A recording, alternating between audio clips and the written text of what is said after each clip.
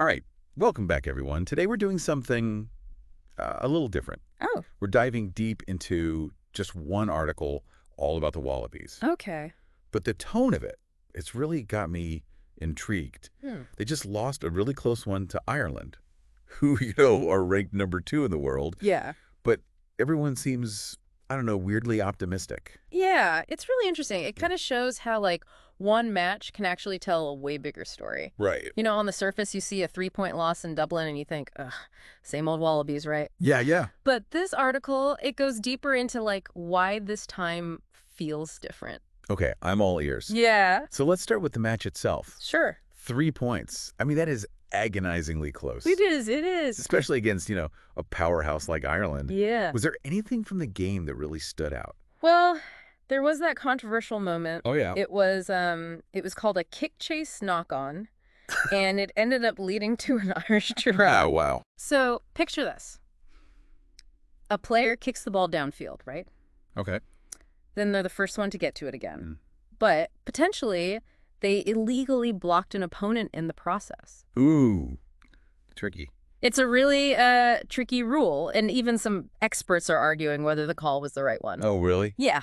Okay, so that's interesting in itself. Yeah. And the point is, even with that call going against them, the Wallabies were this close. Wow. So even with some iffy calls, Yeah. they're still right there with the best. Exactly. What does the article make of that? Well, the article, it goes into some of the stats from the game. Yeah. And it's fascinating. Okay. The Wallabies had way less possession, only 42%. Oh, wow. They made fewer meters with the ball. They threw fewer passes. Sounds like they got dominated. Yeah, you'd think so, right? Yeah.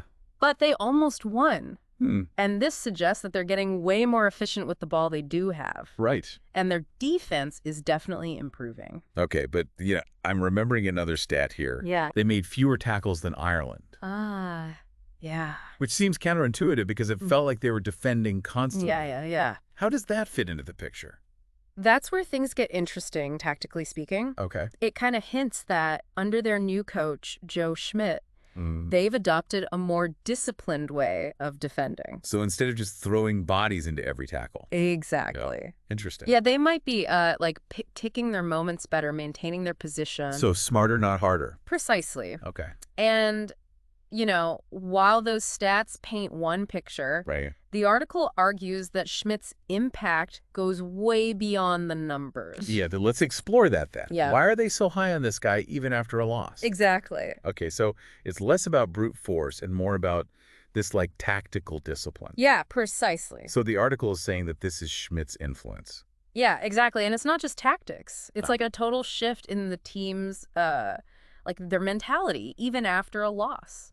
The article actually quotes some fans saying that Schmidt's brought this, new sense of belief to the Wallabies. Oh. A feeling that they can compete with, anyone. That's interesting because just reading the match report, Yeah. you wouldn't get that vibe at all. No. It's like there's this underlying current of optimism Yeah. that you don't see in the stats. Exactly. And the article argues that this optimism, this belief, it's all rooted in Schmidt's long-term vision. Okay. He's not just thinking about the next match. Right. He's thinking about the 2027 World Cup. Wow. And that seems to be resonating with the players and the fans. When you say long-term vision, Yeah. does the article give any specifics? What's he actually doing differently? Well, they highlight his focus on developing talent through Super Rugby. Okay. Now, for those who might not be super familiar, Yeah. Super Rugby, it's like our domestic league here in Australia. Okay. It's where, future Wallabies are made. And Schmidt, according to the article, is working really closely with the coaches at that level, Oh, wow. making sure they're all on the same page, when it comes to player development. So instead of just being give me your best players, Yeah. he's actually involved in shaping those players from the beginning. Exactly. And the article actually gives some specific examples. Okay. They talk about the need for a strong front row, which are the big guys in the scrum. Right. The ones responsible for winning the ball, Mm. particularly in teams like the Brumbies, the Waratahs, and the Reds. Yeah.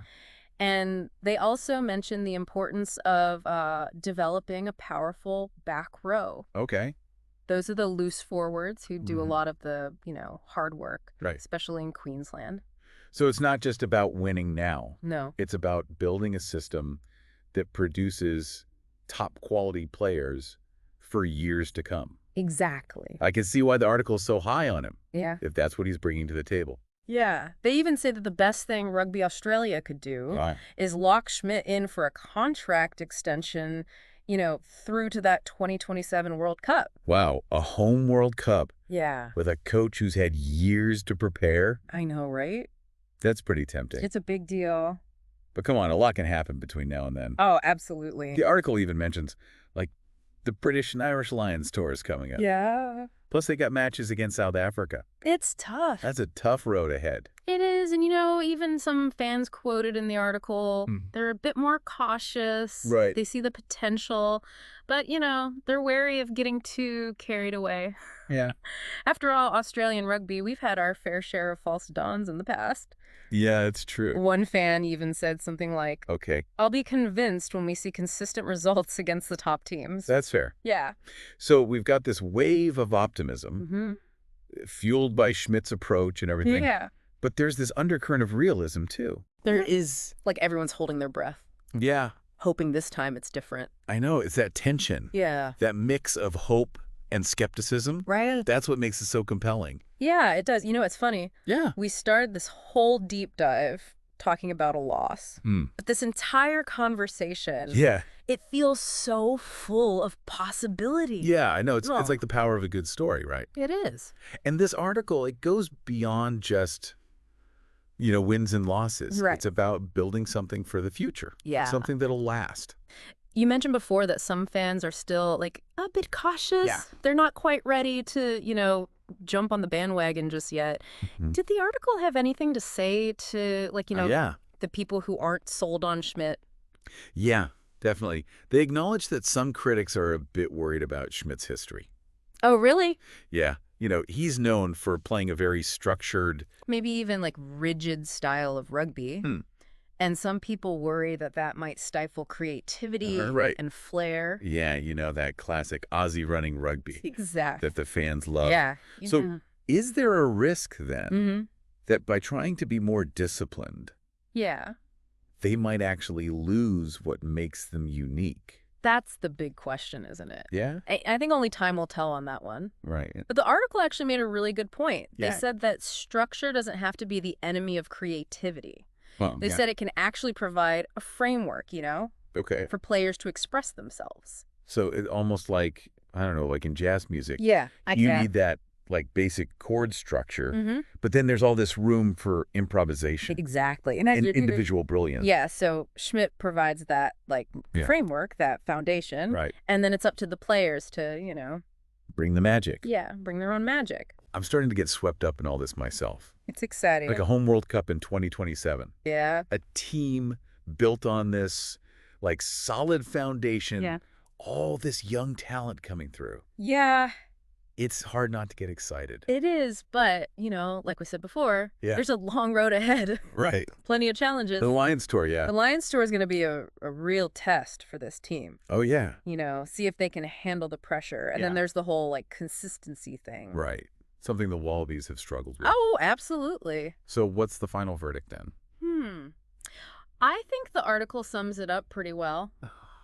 Okay. It's too early to say for sure. Right. There's reason to be optimistic, Yeah. but also, room for caution. Hmm. The ingredients are there, but it's up to Schmidt and the team to actually bake the cake. I love that. Yeah. That's a great way to put it. Thanks. We've gone from a single match report I know, it's amazing. to this deep dive into, the future of Australian rugby. Yeah. We've talked about the stats, the tactics, the hopes, the doubts. It's been a journey. It really has. Yeah. But ultimately, the story, it's still being written.